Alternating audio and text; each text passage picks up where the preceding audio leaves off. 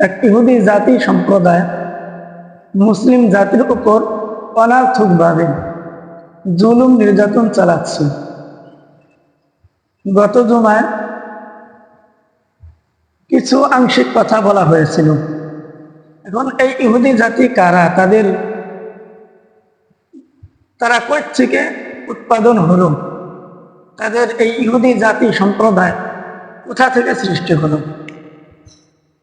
আল্লাহ তাআলা কোরআনের মধ্যে গোত্র সম্পর্কে যা আলোচনা করেছেন, সব থেকে আল্লাহ তাআলা এই ইহুদি জাতিদেরকে নিয়ে বেশি আলোচনা করেছেন।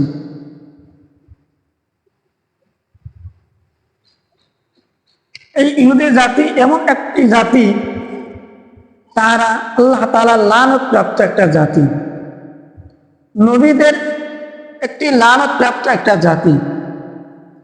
এই ইহুদি জাতিরা কই থেকে তাদের সৃষ্টি হলো? আমাদের নবী হচ্ছেন সব থেকে শ্রেষ্ঠ নবী এবং তিনি নবীদেরও নবী। পরকালে সকল নবী তাহারা হাসরের ময়দানে ভয়ে থাকবেন যে না জানি আমি একটা ভুল করেছি, ওই ভুলের কথা আমার স্মরণে আসছে, আমি আল্লাহর সামনে যাইতে পারবো না। এরকম এক একজন নবী এক একটা অজুহাত দিবে তাদের উম্মতদেরকে, তোমরা শেষমেশ তোমরা রাসূল করিম সাল্লাল্লাহু আলাইহি ওয়াসাল্লাম দরবারে যাও। তাহলে আমাদের নবী শেষমেশ আল্লাহর কদমে সিজদায় পড়ে থাকবে। তা আমরা একজন নবীর নাম জানি, ইয়াকুব আলাইহিস সালাতু ওয়াস সালাম আমাদের একজন নবী।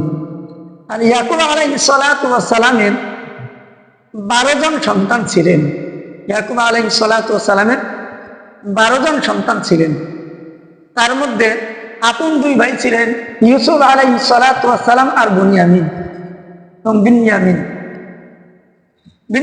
এবং ইউসুফ আলাইহিস সালাতু ওয়াস সালাম, এই 2 ভাই ছিলেন আপন। আর বাকি যে 10 ভাই ওরা ছিলেন আরেক ঘরে। ইয়াকুব আলাইহিস সালাতু ওয়াস সালামের এক স্ত্রী থেকে ইউসুফ আলাইহিস সালাতু ওয়াস সালাম আর বিনয়ামিন আর আরেক স্ত্রী থেকে 10 ভাই, 10 সন্তান। ওই 10 সন্তানের মধ্যে থেকে একজনের নাম ছিল ইহুদা, একজনের নাম ছিল ইহুদা।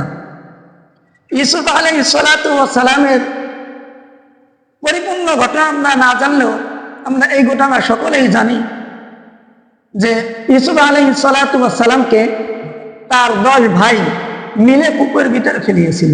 এই ঘটনা আমরা সকলেই জানি। এই যে ইউসুফ আলাইহিস সালাতু ওয়াস সালামকে প্রথমে তারা 10 ভাই মিলে পরামর্শ করেছিল যে ইউসুফকে আমরা মেরে ফেলি। এই যে মেরে ফেলি এই একটা পরামর্শ হয়েছিল। এর পাশাপাশি একটা পরামর্শ দিয়েছে, না, ইউসুফকে মেরে ফেলার দরকার নাই, তাকে কূপে নিক্ষেপ করা হোক, কূপে ফেলিয়ে দেওয়া হোক। এই যে কূপে নিক্ষেপ করা বা কূপে ফেলাই দেওয়া হোক, এই পরামর্শটা দিয়েছিলেন এই ইহুদা। 10 ভাই বা 5 ভাই, ওই 5 ভাইয়ের মধ্যে এমন হয় না যে বড় ভাইয়ের সন্তানাদি 5 জন বা 7 জন বা 10 জন, মেজো জনের 2 জন, ছোট জনের 1 জন নাই, এরকম হয় না অনেকে? এরকম অনেক আছে। ছোট জন 2 বিবাহ করেছে, তাও সন্তান নেই, এরকম হয়। তাহলে ওই যে 10 ভাই ইউসুফ এবং বিনয়ামিন বাদে বাকি যে 10 ভাই, এই 10 ভাইয়ের মধ্যে এই ইহুদা যার নাম ছিল, এই ইহুদার সন্তানাদি বেশি ছিল। অন্যান্য বাকি 9 ভাইয়ের তুলনায় এই ইহুদার সন্তানাদি বেশি ছিল।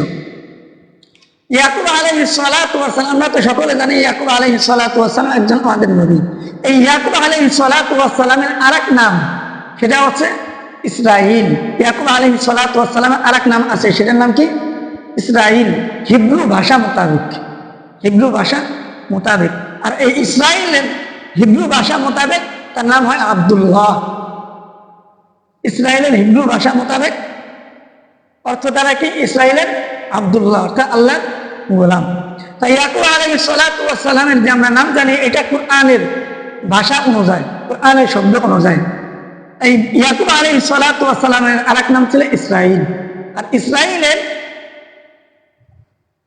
অর্থ হচ্ছে আব্দুল্লাহ হিব্রু ভাষা মোতাবেক।